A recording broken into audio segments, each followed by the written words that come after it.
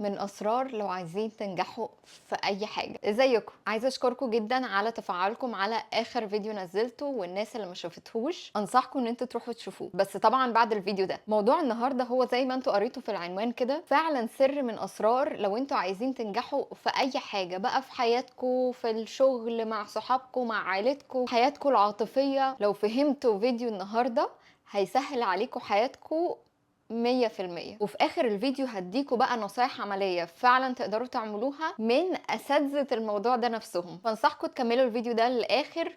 وطبعا هاتوا حاجاتكم اللي هتشربوها. انا هشرب ميه النهارده لاني شربت قهوه كتير قوي الصبح وكفايه كده. واتمنى فورمه النهارده تكون عجباكم، علشان مش عارفه اظبطها اكتر من كده. ولو تاخدوا بالكم انا حطيت شمعه هنا ورا، فاتمنى برضو انه يبقى فيه تعليقات عليها.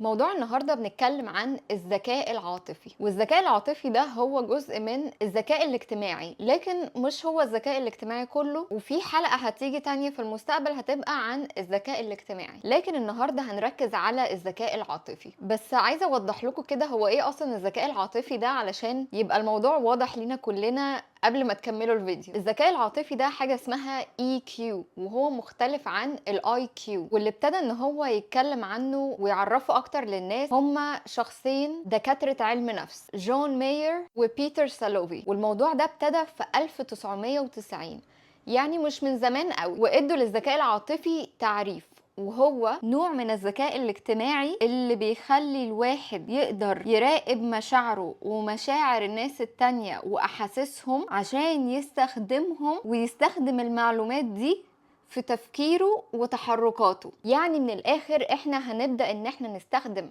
مشاعرنا ومشاعر الناس اللي قدامنا لصالحنا، عشان ناخد اللي احنا عايزينه في الشغل، في البيت، مع الصحاب، في اي حاجة انتوا عايزين تستخدموها. وفي بحث اتعمل لقى ان الاطفال اللي عندهم الذكاء العاطفي ادائهم في الدراسة وحتى كمان في حياتهم العادية وسط اصحابهم اعلى بكتير من الاطفال اللي ما عندهمش. وطبعا في العالم المثالي يعني الذكاء العاطفي والذكاء الاجتماعي والحاجات دي المفروض ان احنا نتعلمها او ندرسها بدري بكتير عن دلوقتي، بس هي طبعا بتيجي برضو مع الخبرات. وكده كده كل ما نعرف الحاجة بدري كل ما هنعرف نستخدمها احسن. وعموما بعد الفيديو ده الناس اللي حابه الموضوع اكتر وحابه تقرا عنه، في كتاب اسمه Emotional Intelligence لسايكولوجيست اسمه دانيال جولمان. الكتاب ده عامل ضجه كبيره جدا، وعموما هو ده الكتاب والشخص اللي انا هقول لكم النصايح بتاعته في اخر الفيديو. بما ان احنا كده اظن فهمنا موضوع الذكاء العاطفي ده معناه ايه بالظبط، عايزين نعرف بقى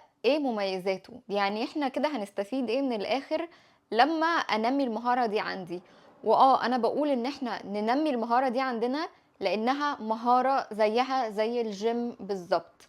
اول ما بتبتدوا ممكن تكون مش عندكم اصلا، وممكن تحسوا ان هي صعبة، وممكن ان هي تبقى مش بتيجي قوي في بالكم. لكن بعد لما نمشي على النصايح دي مع بعض وتتمرنوا عليها واحدة واحدة، هيبقى الذكاء العاطفي ده جزء من شخصيتكم، وهتلاقوا نفسكم بتتصرفوا بطبيعتكم بيه. مميزاته بقى زي ما قلت لكم كده ان هو جزء من الذكاء الاجتماعي، فتنمية الذكاء العاطفي بينمي على طول عندكم الذكاء الاجتماعي. وتاني حاجة بيقوي شخصيتكم واحاسيسكم من جوه، فمش اي موقف كده يعدي عليكم تلاقوا نفسكم مشيتوا معاه بقى، سواء كان موقف حلو او موقف وحش بتلاقوا عندكم حكمة وتقدروا تقفوا قدامه من غير ما تتهزوا او يأثر فيكم. تالت حاجة بقى ان هو هيساعدكم تعدوا كده في المواقف. يعني اي موقف هنقع فيه هنبقى لاقيين له كده كذا مخرج، هنعرف ان احنا نتصرف منهم ونتعامل مع الموقف. وميزة كمان وهو ان انتوا هتقدروا تعرفوا الناس اللي قدامكم دي مهتمة اصلا بيكوا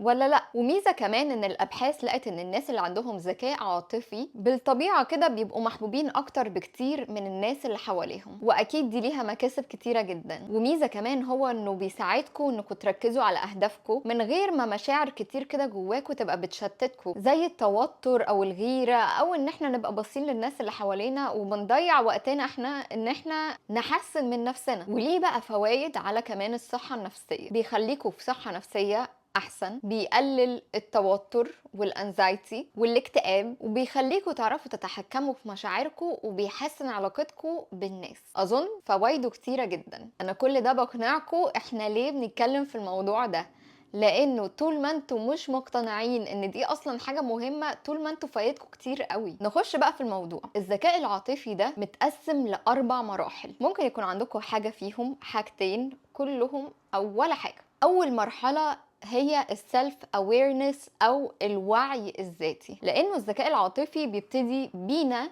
احنا جوانا قبل ما بيبتدي ان احنا نستخدمه مع اي حد تاني او في اي موقف بره. الخطوة الاولى هي ان احنا نعرف ونفهم مشاعرنا، ونفهم اصلا هو احنا ليه حاسين بيها. اي موقف بيحصل لنا في الحياة سواء احنا شايفينه حلو او وحش، هو في الواقع موقف محايد، ولا هو حلو ولا هو وحش. يعني ايه؟ يعني احنا اللي بنحكم على الموقف وبنقيمه لو دي هتبقى حاجة حلوة لينا او حاجة وحشة. التقييم بتاعنا ده بقى بيجي من مخنا، وبيعتمد على خبراتنا في الحياة والحاجات اللي احنا مرينا بيها قبل كده وازاي اثرت علينا. فلازم كده نبقى ناس منطقية وما نتسرعش في احاسيسنا، ونفكر هو انا اصلا ليه حاسس بكده. العلماء النفسيين بيقولوا لنا ان احنا نعمل حاجه سهله جدا، نهدى ونركز في احساسنا ونفكر هو انا ليه اصلا حاسس بكده. هل هو بسبب حاجه انا كانت حصلت لي قبل كده ومأثره عليا، وهل هي حاجه انا اقدر اتحكم فيها واغيرها، ولا هي حاجه خارجيه خارجه عن ايدي مش هعرف اعمل فيها حاجه. وغالبا التفكير ده هيخلي الرياكشن بتاعك او تفاعلك مع الموقف يتغير. وده بياخدنا لتاني مرحلة، وهي السلف ريجوليشن، وهي ان انا ازاي هتعامل مع الموقف، ايه اللي انا دلوقتي الاكشن اللي هاخده عشان بقى ارد على الموقف ده او اتعامل معاه. في المرحلة دي لازم تفكيرنا يبقى فيه حاجة واحدة، ازاي اتعامل مع الموقف ده باحسن شكل ان انا استفاد منه بشكل ايجابي. وفي طريقة تانية برضو علشان تتعاملوا دايما مع الموقف ده بطريقة كويسة او حكيمة، وهي ان انتوا تفكروا لو انتوا ليكوا مثل اعلى او انتوا جواكوا في الشخص اللي انتوا عايزين توصلوا له، اللي هو الايديال سيلف او احسن صورة لنفسي. فكروا ازاي الايدول بتاعي ده او الايديال سيلف دي هتتعامل مع الموقف ده. يعني ما فكرش فانا دلوقتي هتعامل مع الموقف ده، افكر لو انا وصلت للي انا عايزه احققه، بقيت الشخص اللي انا عايزه، الشخص اللي هو احسن صوره لشخصيتي لنفسي، الشخص ده هيتعامل ازاي دلوقتي في الموقف ده. او الشخصيه اللي انا دايما ببص لها وحاططها من الشخصيات اللي هي مثل اعلى ليا، لو هي في الموقف ده هتتصرف ازاي. وهتشوفوا الفرق في احساسكم وطريقه تفكيركم في التعامل مع الموقف. ثالث مرحله بقى وهي اسمها السوشيال اويرنس، وهي ان احنا نبتدي نفهم الناس التانية اللي قدامنا او اللي حوالينا. لازم ان احنا في المرحله دي ان احنا نحط دايما نفسنا في موقف الشخص اللي قدامنا، ودايما نلتمس له العذر او نفكر احنا لو مكانهم كنا هنحس بايه. اولا ده هيخليكم اشخاص محبوبه جدا، وتاني حاجه هيساعدكم ان انتوا تفهموا شخصيتهم اكتر وتقدروا ان انتوا تتعاملوا معاهم بشكل احسن. وفي المرحلة دي ما تخلوش عاطفتكم تغلب عليكم، شغلوا عقلكم وفكروا انا ايه اهدافي من الموضوع ده وايه اللي انا عايزه اوصل له، لان ده هيخليكم ان انتوا تكسبوا حاجات كتير قوي في حياتكم، ناس ومواقف وفرص. فدايما حطوا في بالكم في المرحله دي انا لو مكانه هحس بايه او هتصرف ازاي. وخليكم واقعيين علشان كلنا ساعات بنتعصب وبنتضايق ومش بنتصرف في احسن صوره لو حاجه مضايقانا. رابع واخر مرحله قبل ما ندخل بقى على النصايح العمليه وهي السوشيال ريجوليشن، وهي ازاي ان احنا هنرياكت او هنتفاعل مع الناس التانية على الموقف اللي احنا فيه. خلوا بالكم قوي من لغة الجسد، لان هي دي من الاخر اللي بتدي اللي احنا بنقول عليه دلوقتي الفايبس، او اللي هو تقول كده اللي هو انا حاسس كده ان هي فيك، او انا حاسس كده ان هي خبيثة أو شريرة أو أيا كان. كل ده مش مربوط بأفعال، ده بيبقى مربوط بلغة الجسد. عشان كده انتوا لازم تخلوا بالكم قوي من لغة جسدكم. لما بتضحكوا الضحكة الحقيقية بيبقى فيها عضلات بتخلي شكل الوش حاجة كده معينة، ولما بنضحك ضحكة فيك احنا اللي بنعمل بوشنا شكل الضحكة ومش بتبقى نفس العضلات، وده بيخلي شكل الضحكة مختلفة أو فيك، وبناء عليه بتيجي الفايبس او الاحاسيس او الانرجي او الطاقه اللي احنا حاسينها من الناس اللي قدامنا، هي مش حاجة سحر او حاجة جاية من الهوا. وزي ما هتخلوا بالكم من لغة جسدكم، هتخلوا كمان بالكم من لغة جسد الناس اللي قدامكم، وده عشان تقدروا تعرفوا مشاعرهم الحقيقية تجاهكم. بس عموما دايما افتكروا ان احنا بني ادمين، فما تبقوش صعبين قوي مع بعض. حاولوا دايما ان انتوا تبقوا ناس بتتكلم، او قصدي يعني انه يبقى فيه لغة حوار، لانه فكرة الخلافات دي بين البني ادمين دي حاجة طبيعية جدا، ومش شرط ان حد فيكو وحش او حد فيكو غلط.